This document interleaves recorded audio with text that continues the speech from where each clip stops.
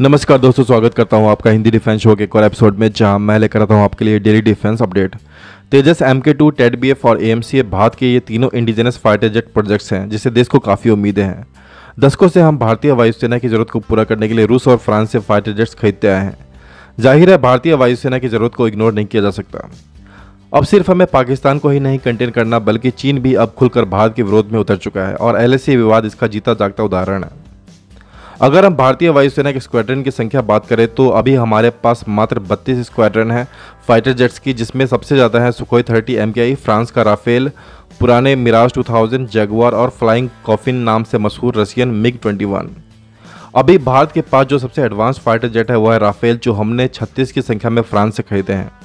अगर हम इन 36 राफेल के प्राइस की बात करें तो भारत सरकार ने पे किए हैं कुल $9 मिलियन, जो कि एक काफ़ी बड़ा अमाउंट होता है। खैर, हमने इतना बड़ा अमाउंट तो पे किया ही है, साथ ही साथ इस डील को फाइनलाइज करने में काफ़ी ज़्यादा समय भी लग गया था। 15-20 साल लग गए थे राफेल डील को पूरा करने में।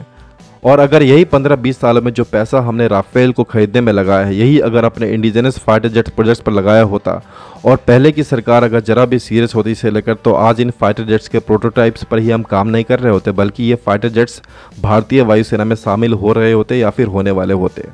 भारतीय वायुसेना को कम से कम अभी 42 स्क्वाड्रन फाइटर जेट्स की ज़रूरत है, लेकिन अभी हमारे पास सिर्फ 32 स्क्वाड्रन की संख्या है, जो कि काफ़ी कम है।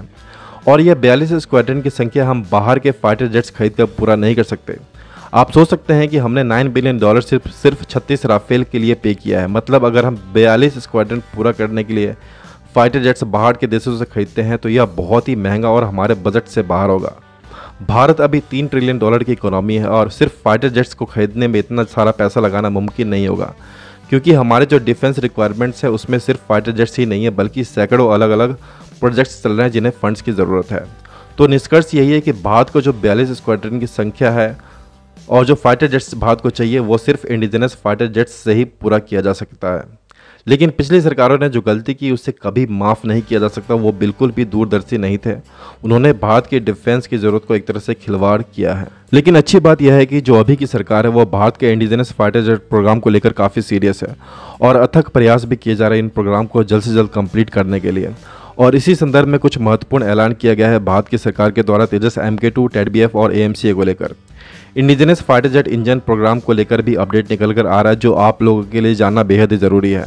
तो बने रहिए वीडियो में लास्ट तक, और चैनल पर पहली बार आए हैं तो सब्सक्राइब कर बेल आइकन दबाएं ताकि आपको सारे डिफेंस अपडेट रेगुलर समय पर मिलते रहें।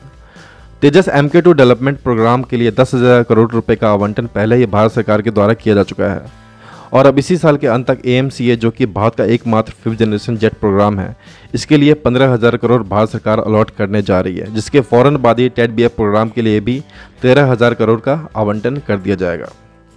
यह तो बात रही भारत के इंडिजिनस फाइटर जेट प्रोग्राम की। भारत को एक अपने इंडिजिनस फाइटर जेट इंजन की भी सख्त ज़रूरत है और फ्रांस के सैफ्रन और ब्रिटेन के रॉल्स रॉयल्स से इस डील को लेकर बातचीत फाइनल स्टेज पर है, जिसके लिए भारतीय सरकार ने $5 बिलियन की धनराशि की घोषणा की है। और यह धनराशि सिर्फ इंजन को लेकर ही नहीं अलॉट किया गया है, बल्कि इससे एक कंप्लीट इकोसिस्टम तैयार किया जाएगा जिसमें प्राइवेट सेक्टर कंपनीज को भी इन्वॉल्व किया जा रहा है। और मिल रहे अपडेट के मुताबिक इन सभी प्रोग्राम पर अगले 10 सालों में अलग अलग फेजेस में भारत सरकार करीबन $20 बिलियन का रकम खर्च करने वाली है, जिसके अंतर्गत कम से कम 400 स्वदेशी फाइटर जेट्स बनाए जाने हैं, जिसमें भारतीय सेना को दिया जाएगा। और फिलहाल के लिए दोस्तों इस वीडियो में इतना ही। जैसे ही नया अपडेट निकल कर आता है मैं आप लोगों के साथ ज़रूर शेयर करूंगा। वीडियो को लाइक ज़रूर कीजिएगा। मिलते हैं नेक्स्ट अपडेट के साथ बहुत जल्द। जय हिंद, जय भारत।